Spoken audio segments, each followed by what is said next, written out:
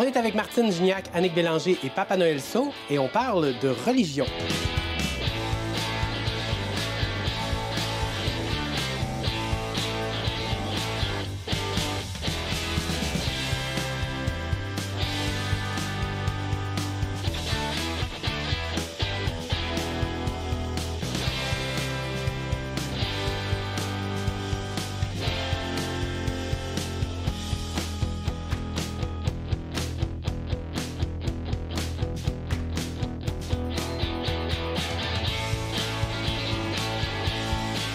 À Hôtel Central, on n'a pas peur des sujets qui pourraient être suicidaires commercialement pour d'autres chaînes. Alors, on a déjà parlé de la philosophie. Et attention, aujourd'hui, on frappe fort avec la religion. Merci beaucoup de vous ouvrir. On va se le dire, c'est un tabou à notre époque. On parle beaucoup plus de sexe qu'on va parler de religion. Donc, ça fait appel à quelque chose qui est éminemment intime. Merci d'être là. J'ai envie de commencer avec toi, que tu nous expliques un peu ton intérêt ou du moins ta sensibilité face à ce phénomène-là, là, qui est le phénomène religieux. Premièrement, il faut que je dise que je suis moi-même croyante. Puis là, peut-être que, tu sais, mettons, dans l'univers des religions et du monde religieux, ben je suis dans la chose la moins glamour ces temps-ci. Moi, je suis catholique. Puis, ben, tu sais, moi, je suis née en 78. C'est que, tu sais, mon rapport au religieux, c'est bizarre parce que c'est sûr que c'est pas une transmission familiale chez nous. Nous autres, on était plutôt des athées mous. Là, on n'était pas des militants, mais tu sais, on n'était pas... J'ai pas reçu ça à la famille. Mais j'étais quand même à une époque où on faisait encore de la catéchèse à l'école. Puis j'ai été quand même mis en contact avec des religieux par des mouvements militants là, de justice sociale. Puis tout ça. Okay. Puis ça c'est comme... ça a embarqué dans cette mouvance-là. Puis est-ce que ça influence ton travail dans la vie au quotidien ou ça reste dans ta sphère très personnelle, très privée? Bien, ça a été longtemps dans ma sphère personnelle, puis c'est devenu, à un moment donné, dans une sphère totalement publique parce que j'ai fait une démarche dans une communauté religieuse pour devenir moi-même comme une religieuse, une bonne sœur. C'est que là, tu sais, j'avais pas de problème à vivre ça dans la sphère privée, mais c'est sûr qu'à partir du moment où je devenais comme religieuse, ça devenait public. Puis là, j'ai eu à négocier comme cette appartenance-là vraiment différemment là, à partir de là. Quand même. Du courage ici. De ton côté, justement, est-ce que ça a été un peu parce que j'entendais ton discours puis tu disais que c'était bon, c'est pas très glamour d'être catholique à notre époque. Est-ce que tu as un sentiment d'appartenance envers cette religion-là ou pas tellement? Non, pas du tout. Bizarrement, je suis née dans une famille catholique. On allait à la messe le dimanche, mais très vite, cette religion-là a pris un peu le bord pour moi parce qu'on arrivait à la maison, papa battait maman. Fait que rapidement, le Dieu de l'amour, rendu à l'adolescent, ben je le voyais moins. Puis j'ai fait des études en travail social, j'ai travaillé en itinérance. OK. Et c'est les gars de la rue qui m'ont ramené... Wow! Qui m'ont ramené dans un parcours, je vais dire, de foi. OK.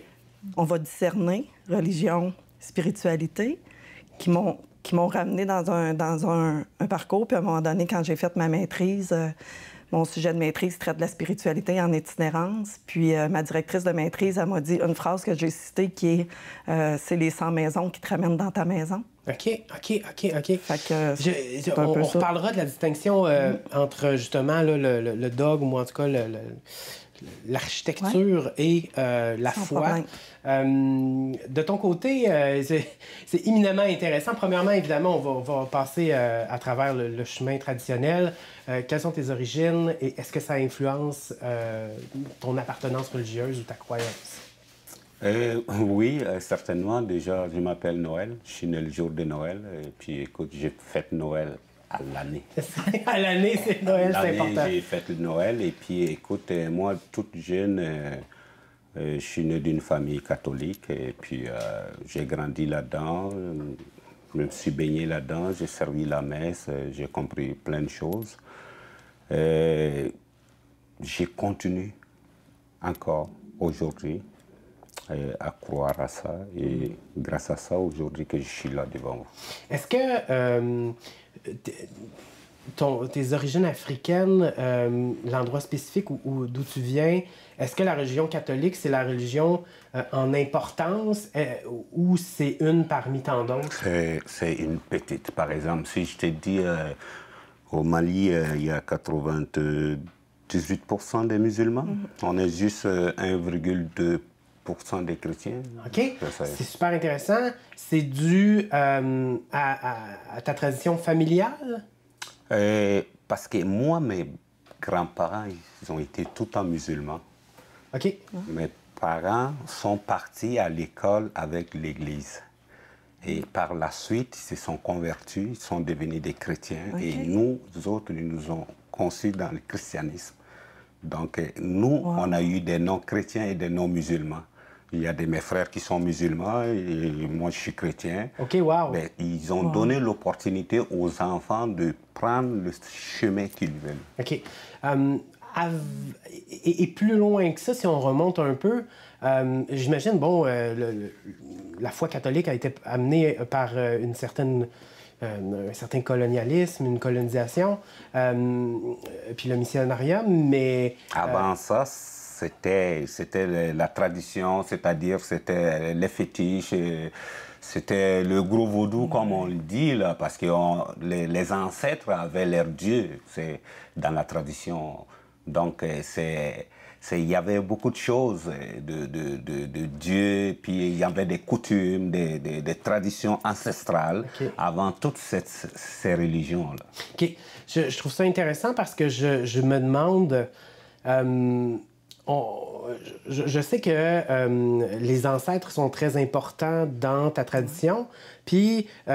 donc, tu es conscient que certains, voire peut-être la plupart de tes ancêtres, avaient cet intérêt-là pour une religion peut-être plus animiste ou fétiche. Puis toi, tu as quand même fait le choix d'aller vers le catholicisme.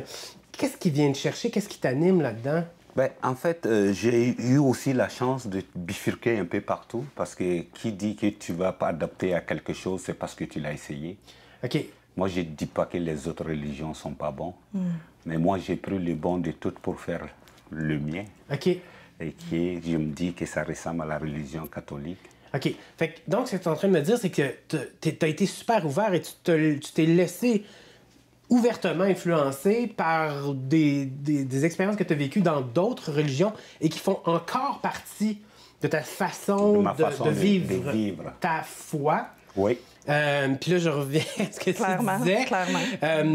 Vous semblez faire une grosse distinction entre le dogme, l'Église, les papes puis les curés, puis ce que vous vivez à l'intérieur de vous. C'est pas la même chose pour toi? Bien, c'est sensiblement ça, mis à part que je n'adhère pas à une religion en particulier. OK.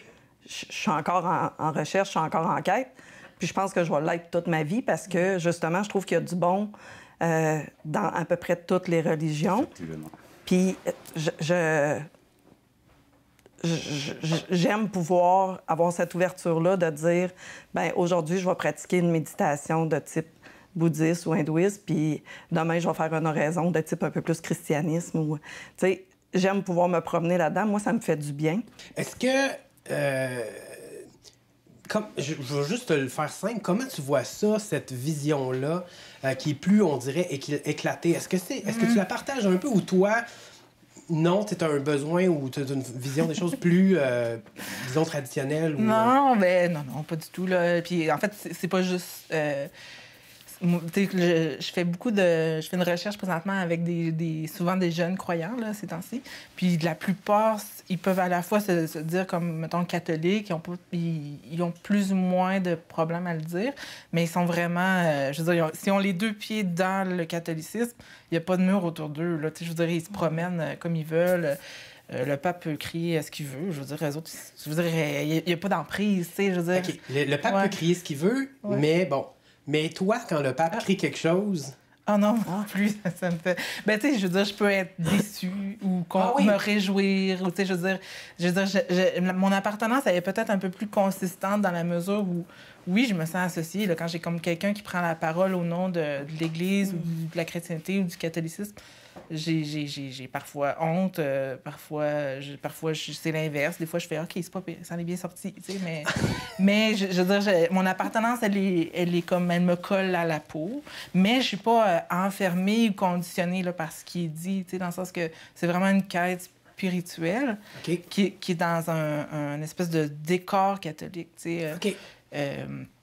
Mais ce décor-là, il est vraiment large. Tu sais, des fois, les gens, ils me font « Comment? J'aime pas ça. » Je reçois souvent le préjugé que « Ah, elle s'est réduite à quelque chose de vraiment, tu sais, comme étroit. » Tu sais, alors que moi, mettons, je suis un esprit libre et je peux vaguer à travers les religions. Tu sais, c'est que ça, je l'entends souvent comme une espèce de... Je l'entends comme une espèce de préjugés. De jugement, carrément. Ouais, c'est correct. Puis j'aimerais ça, justement, qu'elle va me répondre. Que tu reviennes là-dessus. Parce que tu dis que tu as redécouvert ou que ça t'a retouché, tu as redécouvert une fois à travers l'itinérance, tu as rencontré beaucoup de gens qui, je pense, peut-être, étaient peut-être plus dogmatiques. Puis comment tu vois ça? À l'inverse, c'était pas tant dogmatique. Puis c'est là où je voudrais rebondir, dans le sens où je fais une grande distinction, un discernement entre la religion et la spiritualité, et de dire que des religions, moi, je retire les valeurs qui sont portées. OK. Puis c'est là où ça nourrit la spiritualité. L'important pour moi, c'est d'avoir des ancrages, qu'ils soient religieux ou pas, mais de trouver ta source en dedans de toi. Fait que peu importe à qui tu crois ou comment tu y crois, c'est dans l'agir puis dans comment tu le fais vivre. OK.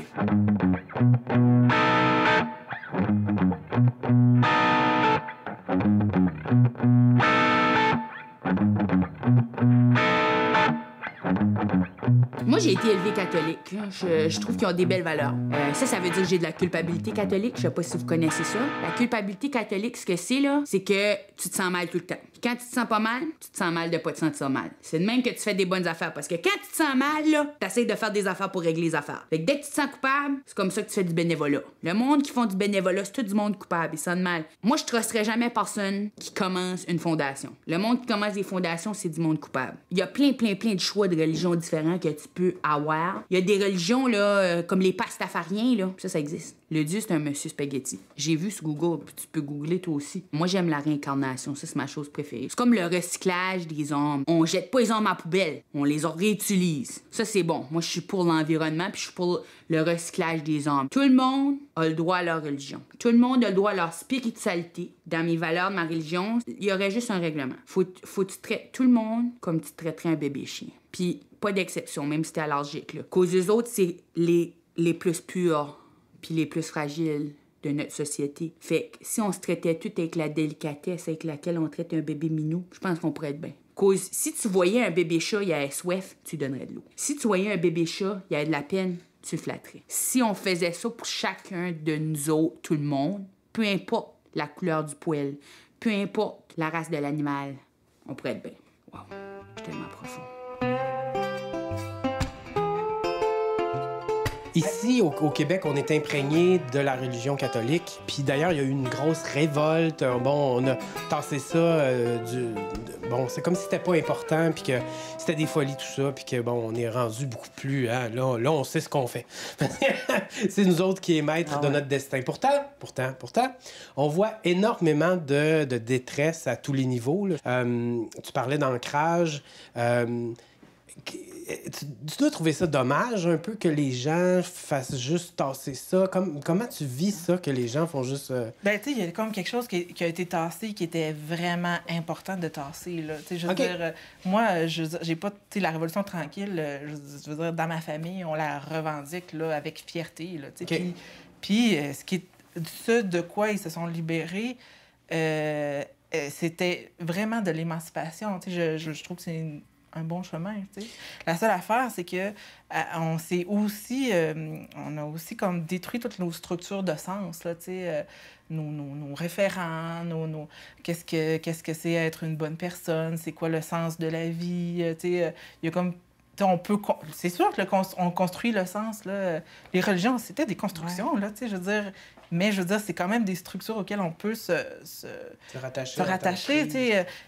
Pour moi, une tradition, c'est pas juste comme répéter le geste, puis c'est comme un immense bagage symbolique d'histoire, de personnages, dans laquelle je peux me référer.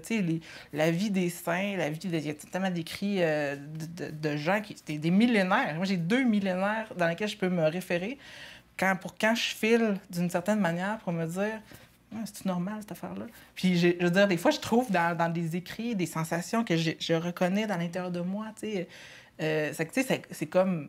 C'est très riche, là, tu sais. Oui, parce que là, on parlait d'ancrage, puis on est à la même place, là. C'est-à-dire que dans des moments de doute, toi, de ton côté, tu as trouvé quelque chose qui résonnait, à savoir... par exemple, dans les écrits ou dans même ce qu'on associe à quelque chose de dogmatique, mais qui, pour toi, a une valeur, puis qui t'ancre dans quelque chose pour te guérir. Puis je vais rebondir sur toi, parce que je sais que tu as cet aspect-là qui est très fort dans ta famille. Puis pour toi, la guérison. Explique-nous un peu. Ben, en fait, moi, je suis d'accord avec les deux personnes, ce qu'ils sont en train de dire. Excusez-moi, mais chez moi, la religion, c'est quelque chose, en fait, ici au Québec, excusez-moi, ils ont fait cette révolution d'enlever la religion et profiter vraiment du monde, je peux bien le dire, sans avoir peur ni tabou. Mais on a jeté la religion avec la tradition. Ouais. Excusez-moi. Non, je suis d'accord. Ça fait très mal et ça fait mal. Parce que la tradition et la religion ancrées ensemble et qu'on jette la religion avec, ça fait qu'il n'y a plus de béquilles. Or qu'un être humain doit marcher avec une béquille. Tous les êtres humains. Tous les êtres humains sur cette planète. Si tu n'as pas de béquille, tu meurs à petit feu. C'est quelque chose c'est ça qui nous donne la force. C'est ça qui nous donne l'énergie. Oui, mais c'est ça, mais c'est pas une béquille, alors c'est comme une vitamine. C'est une vitamine, oui. C'est ça le terme, hein? C'est ça, c'est une vitamine. Il faut que tu l'appuies sur cette chose. C'est pour cela que je parle du mot béquille. On pourrait parler de tremplin, on pourrait donner plein de noms, mais l'essentiel de la foi ou de la religion, c'est ça aussi. C'est ça, oui, c'est l'essence de ça. C'est le sens, puis tu sais, si je rebondis sur le sens... D'abord, religion vient du mot religare, qui veut dire se relier. Oui, fait que, tu sais, se relier. Puis c'est vrai qu'il y a eu une perte de sens. Puis avec la Révolution, quand j'ai fait mes recherches pour ma maîtrise, depuis que la religion n'est pas là, il y a eu une montée des suicides. Parce que les gens n'ont plus rien pour se relier. Fait que, tu sais, dans le fond, c'est, comme Martine disait, le sens qui est parti avec ça. Puis c'est là où moi, je me dis, bien, on peut-tu faire du discernement entre la religion puis la spiritualité, entre jeter le bébé avec l'eau du bain puis ramener l'essentiel du sens. Puis, tu sais, je le travaille avec des jeunes de 12-25 ans qui sont en quête de sens. Puis c'est une intervenante en soins spirituels avec laquelle ils deal parce que, justement, on n'est pas dans une religion, on est dans une quête de sens, de se ramener à l'essentiel de nos ancrages. Il y a quelque chose d'intéressant. Souvent, on va voir chez les alcooliques anonymes, chez des détenus ou des anciens détenus, ce besoin d'avoir quelque chose de plus grand ou de plus fort, qui est souvent... Le vecteur ici, ça va souvent être la religion catholique, pour toutes sortes de raisons. Puis, effectivement, ça... Tu sais, il ne faut pas être gêné de dire ça, ça guérit pareil, tu sais, où ça aide à vivre mieux. C'est pas tant le vecteur catholique. Eux, ils s'appuient sur une prière de Marc Aurèle qui a été écrite en 1400, qui est la prière de la sérénité. C'est de trouver un sens, un ancrage. J'ai zéro problème d'alcoolisme, puis cette prière-là, je l'ai tatouée sur la jambe en grande complet. Parce que quand je travaillais en itinérance, ces gars-là, ils disaient ça tous les jours. C'était comme... Mettons qu'on s'en va dans l'hindouisme ou dans le bouddhisme, c'était leur mantra du matin. Tu sais, on faisait des cercles de parole. Sur la jambe, tu l'as sais par cœur, donc. Oui. C'est quoi la prière de Marc Mon Dieu, Aurèle? donne-moi la sérénité d'accepter les choses que je peux changer et le courage d'accepter les choses que je ne peux pas changer. Et la sagesse? D'en connaître la différence. Oh mon Dieu, attends, toi aussi, t'as... Oui, comme à toi, matin, moi, je me... D'où le discernement, d'où ramener nos ancrages, ramener le sens. Fait que c'est ça, ces gars-là. J'ai travaillé en itinérance, j'ai travaillé au centre de détention, j'ai travaillé avec les détenus 25 ans de temps. Fait que cette clientèle-là, c'est ça. Puis c'est là où ce qu'ils m'ont amené, quand je te dis tantôt, à voir plus loin que juste une religion, puis d'aller dans des ancrages, puis dans du sens. Là. Mais c'est ça que j'ai fait. C'est quand je te parle que je suis revenu à la religion catholique, c'est pas pour me dire que je suis catholique et puis que les autres religions ne sont pas bonnes. C'est pas ça. Parce que t'as qu'à lire tous ces ancrages toute ta vie, là. Si toi-même, à l'intérieur de toi, là, ce que tu veux devenir, là, tu ne veux pas et que tu n'as pas confiance à ton Dieu, que tu loues, tu ne seras rien. Exact. Moi, je ne te bannis pas. Il faut être réel. Il faut être réel comme on nous a appris. C'est pas parce que, oui, il ne faut pas parce que l'autre n'a pas pu faire quelque chose, qu'il a fait mauvais, que tu vas blâmer tous les restes. Non, il y a des bons toujours dans chaque religion. Ben justement, on a quelqu'un avec nous qui a trouvé, je sais pas, la vitamine, le tremplin ou l'ancrage dans cette église-là, cette religion-là. Puis je me demande, les autres religions, le doute ou l'intérêt envers d'autres religions, est-ce que c'est quelque chose... Le doute, c'est sûr que oui, là, c'est un thème classique. Ouais. T'as vécu ça ou... Oui, oui puis non. Dans le sens, je te dirais... J'avoue que j'ai trouvé grande satisfaction dans ma religion. Okay. Assez tôt. Mais je veux dire, je me suis rendu compte un peu plus tard que, mettons, les personnes que j'ai fréquentées, les expériences que j'ai vécues catholiques, là, machin, je veux dire, il était finalement assez marginal, assez rare. Okay. Tu sais, mettons, les personnes que j'ai rencontrées, ils étaient vraiment tripantes, ils étaient très progressistes. C'est la première fois que quelqu'un me dit « Je te présente un gay », tu sais, c'était un prêtre qui a dit il va témoigner, il va parler de sa vie, il va faire son coming out avec nous, les jeunes, tu sais, puis je veux dire, c'était comme... Ça remonte à un bout de temps, là, tu sais, mais... Je veux dire, ça m'avait pas déçue, tu sais. Puis après ça, en termes de cheminement, tu sais, je parlais des traditions, il y a des écrits, tout ça, mais il y a des méthodes d'accompagnement du côté chrétien qui sont vraiment uniques, là. Tu sais, je veux dire, dans ma vie, je suis rentrée chez Sœur, là, je veux dire, je suis allée voir des psychologues avant, tu sais. Ah oui? Est-ce que je suis en dépression? Est-ce que j'ai un problème de santé? Tu sais, je veux dire, j'ai pas... Le questionnement de sens. Oui, j'ai fait ça. Mais c'est ça. Mais tu sais, je veux dire, j'ai consulté des psychologues quelques fois dans ma vie, mais c'était jamais à la hauteur d'un accompagnement spirituel. T'sais. OK. Puis, tu sais, ça a été facile, tu sais. C'était difficile d'avoir accès à d'autres religions. Tu sais, j'étais à Québec à ce moment-là. Je dis pas que j'avais pas de curiosité. J'avais peut-être pas trop assez de curiosité, mais j'étais assez nourrie, en fait, honnêtement. Puis après ça, les autres religions sont arrivées comme des espèces d'épices à... Tu sais, je veux dire, j'ai une mezouza chez nous, là, tu sais, juive, là, tu sais, que j'ai mis sur mon linteau de porte, tu sais. Là, je travaille avec des Autochtones. C'est que là, mettons, quand on parle du Créateur, tu sais, ça a une espèce de résonance totalement... Tu sais, je veux dire, il y a des grandes formes transreligieuses qui, je veux dire, qui nous fait toucher à une humanité. Je veux dire, c'est une posture religieuse, mais il y a comme des échos qui font comme se reconnaître ou sentir qu'on est connectés ensemble. Moi non plus, il n'y a pas de hiérarchie, là, mais c'est faux de penser, je pense, que... Je vais avoir l'air de dire que ma religion est supérieure, puis j'espère que c'est pas ça qui va être retenu, mais... Tu l'as bien nommé, clairement, c'est pas ça que tu veux dire. C'est pas ça que je veux dire. Exprime-toi comme tu le penses. Mais ce que je veux dire, c'est qu'il y a quand même des aspects uniques, différents, tu sais. Je pense que tous les chemins sont des chemins vers Dieu, mais elles sont particulières, tu sais, elles ont des couleurs particulières, des manières de faire ou des visages de Dieu qui sont... Bien, vraiment différente. Et ça vaut la peine de reconnaître ça aussi. C'est un sujet millénaire. Alors, c'est pas aujourd'hui, malheureusement, qu'on va régler la question. Par contre, je n'ai que des remerciements vraiment du plus profond de mon cœur. Merci beaucoup de vous être ouvert sur ce sujet si difficile et important qui est la religion. Mais j'aime ça, important surtout. Oui, absolument. Santé. Santé, merci. Santé. Merci. Santé.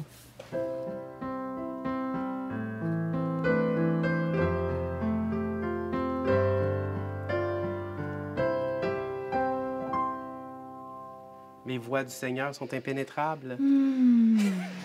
De façon générale, ma première vraie rencontre avec la religion, ça a été quand j'ai travaillé au village québécois d'antan. Ah, le village québécois d'antan. À Drummondville. As-tu déjà visité le village d'antan? J'ai mangé ta miche au village québécois d'antan. Ah, oui. est-ce qu'elle était pulpeuse et pleine de bons grains? Bien craquante, bien Oui. chaude. Vous faisiez du bon pain, absolument, au village C'est vrai. d'antan. Oui, j'aimais beaucoup. En fait, c'est la chose que je mangeais le plus souvent quand j'étais au village, leur pain. Puis, mais j'ai vraiment aimé travailler là-bas parce que ça m'a vraiment donné une fenêtre directe. On voulait vraiment être authentique. C'était une place où on apprenait comment que ça se passait vraiment dans les années 1800, fin 1800, début 1900. Et on avait toutes les petites prières le matin. On avait la prière du matin, la chanson pour le curé. On avait le « Je crois en toi, mon Dieu, je crois en toi ». Puis là, dès que le séminariste partait, ben là, on se mettait à chanter, puis à faire la gigue, puis on faisait le party. Ouais, hein? Ouais, c'était vraiment... Puis c'était aussi, j'ai l'impression, assez typique du temps, parce qu'on s'entend que plus tu mets des gens dans un carcan, plus tu les enfermes dans des règles, plus ils vont se rebeller. Ça arrive souvent. Et je suis certaine à 100% que c'est arrivé énormément dans ces années-là. Il y avait les chansons qu'on avait le droit de chanter, officielles. Il y avait, ça s'appelait le cahier de la bonne chanson, qui était fait par Paul-Émile Gadebois, qui était un prêtre à l'époque, et qui avait créé ce cahier-là. Il disait à tous les foyers, vous avez le droit de chanter cette chanson-là. Il y a le Canadien errant là-dedans, il y avait la Clairefontaine, des bonnes chansons de bons chrétiens. Et pour un peu se rebeller, les gens avaient décidé d'écrire leurs propres chansons à répondre, mais devaient les faire à mots couverts ou un peu sans trop qu'on se rende compte de quoi ils parlaient dans les chansons. Et il y a des bijoux. Donc, on a appris, c'est beaucoup du bouche à oreille. Dans le temps, les gens faisaient des chansons. Mais il y a des bijoux. Connaissez-vous la chanson « Les fraises et les framboises » ? Ben oui, c'est un classique de Noël. Tout le monde chante ça. C'est ah, les fraises et les framboises, du bon vin j'en ai bu. Croyez-moi, je suis villageoise, jamais j'en ai tant bu. Et je te niaise pas. Les paroles dans la chanson, un moment donné, ça fait. Il me dit soyez sage et près de lui m'assis. Et il me dit regarde mon joli canari. Je caressais l'oisille et voilà qu'il grandit. Et puis battant des ailes, il entra dans mon nid. Ah, les fraises et les framboises. Là, tout le monde dans les parties chante les fraises et les framboises. Il n'y en a pas un qui connaît les paroles durant les couplets. Je suis pas sûre qu'il chanterait la chanson s'il savait c'était quoi pour... Puis c'est de pire en pire. S'occuper d'un petit oiseau, c'est mignon, là. Mais oui, mais ils ont utilisé souvent le terme des oiseaux pour détourner un peu le sens. Le sens. Il y en a une, moi c'est une de mes préférées, qui s'appelle La Belle Florida. Et la chanson va comme suit. Faut parler de la belle Florida, faut parler de la belle Florida. J'ai fui malade au lit 3 mois, la bisoune en l'air. Faut pas tout s'y frotte, tu s'y frotte, tu s'y frottes. Faut pas tout s'y frotte, tu le regretteras. Puis c'est de pire en pire. À chaque fois que le refrain avance, les couplets avancent, ça fait du genre... tous mes parents venaient m'y voir, tous mes parents venaient m'y voir. Seul mon amant ne venait pas, la bisoune en l'air. Faut pas tu t'y frottes, tu t'y frottes, tu t'y frottes. Faut pas tu t'y frottes, tu le regretteras.